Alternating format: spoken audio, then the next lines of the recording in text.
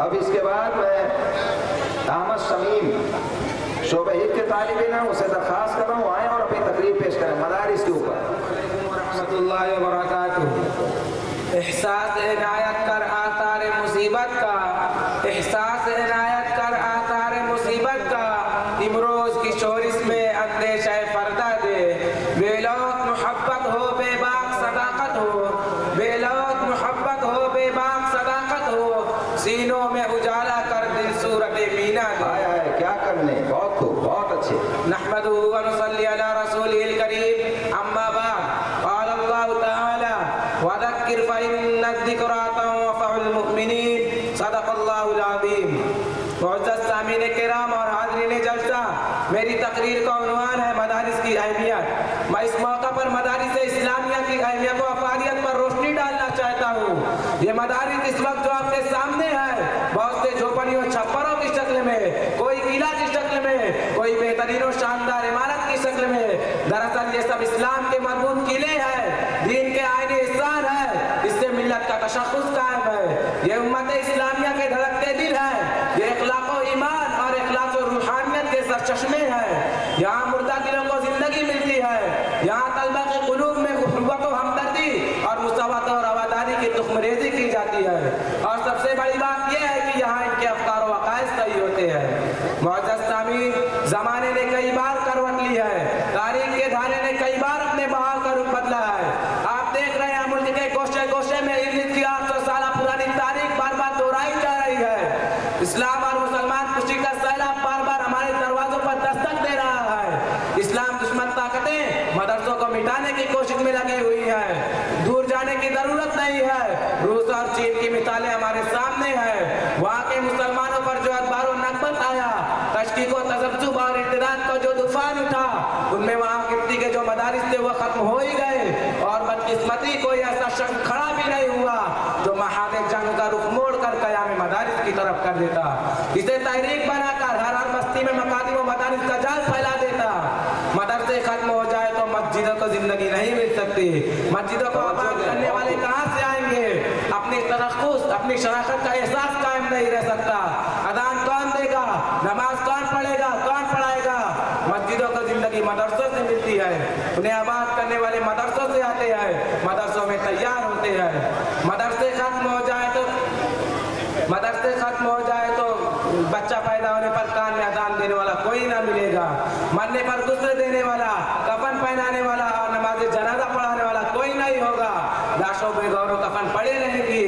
مدرسے ختم ہو جائے تو قرآن پر ایمان رکھنے والے کیفیت قرآن سے محروم رہیں گے. رسول اللہ صلی اللہ علیہ وسلم پر ایمان کے دعوے دار کلام رسول نہ سن سکیں گے.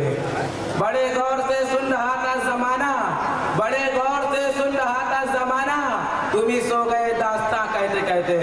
معزز سامعین، ہندوستان کے حالات کا جائزہ لیجئے.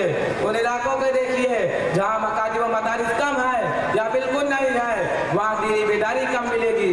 لوگوں کو اپنے نام رکھنے تک کا شعور نہیں ہے. وہ کرد و پیش کے ماحول میں گم ہو گئے ہیں، اپنی کوئی پہچان نہیں رکھتے. بعض مراسم کی حد تک ان کا ایمان و اسلام باقی ہے. مسجدیں ہوں گی، بکثرت ہوں گی، پھر بھی آباد نہ ہوں گی. میرے دوستو، آج کے اس ترقی یافتہ دور میں بھی کوئی ایسا ہے جو موصلی انکار کر سکتا ہے؟ جب ہمیں یقین ہے کہ مرنا ضرور ہے، حساب و کتاب بھی ہونا ہے.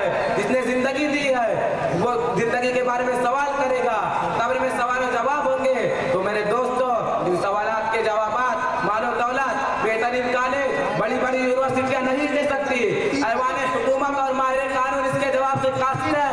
یہ جواب اگر مل سکتا ہے تو انہی مکاتب و مدارس سے، یہ جواب اگر حاصل ہو سکتا ہے تو انہی گوریے پر بیٹھنے والے علماء کرام سے، اور سبدی زندگی میں رستگاری ہو سکتی ہے تو انہی خرقہ پوشوں اور ذکر اللہ میں مشغول ہونے والے حضرات سے.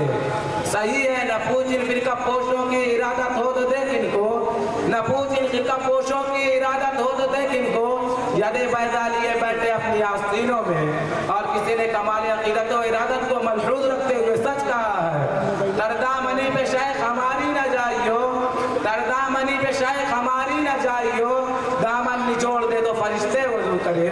اس لیے جہاں ہمیشہ ہمیش رہنا ہے وہاں کی تیاری کے لیے مدارس و مکاتب کا ہونا بہت ضروری ہے. بے شک بے شک.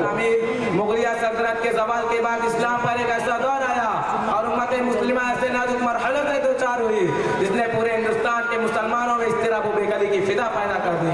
उन पर हर तरफ से अलगारें होने लगी, उनके अकायद को मस्त किया जाने लगा, उनके इक्तिसादी, समाजी और माशरती जिंदगी को मफलूज कर दिया, उन्हें हर तरफ से बेदस्तूपा कर दिया गया।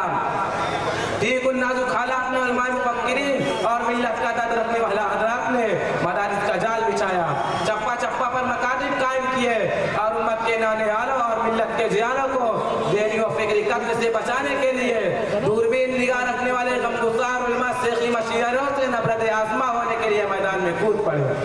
अगर पर वक्त उलमा खड़े ना होते, इन मकातिबों मदारिस का जाल ना फैलाते, तो आज हर घर में इंजील पढ़ाई जाती, इल्हाद व लादीनियत का घर घर मरकज होता, कुरान और इफ्तार इस्लामी से लोग कोसों दूर होते, उन्हें अपने आका सरवर आलम सल्लल्लाहु अलैहि वसल्लम की हयात तज्जिबा से वाक़ियत ना होती, अपनी तारीख अपने कारनामों की उन्हें हवा तक ना लगती।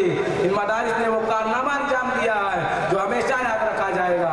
इन्होंने पर वक्त मुसलमानों को संभाला दिया, उन्हें अपनी तारीख अपने कल्चर और दीनी अहमियत का एहसास दिलाया, मुसलमानों की मिली तशक्कुस और इंफरादियत को बरकरार रखा।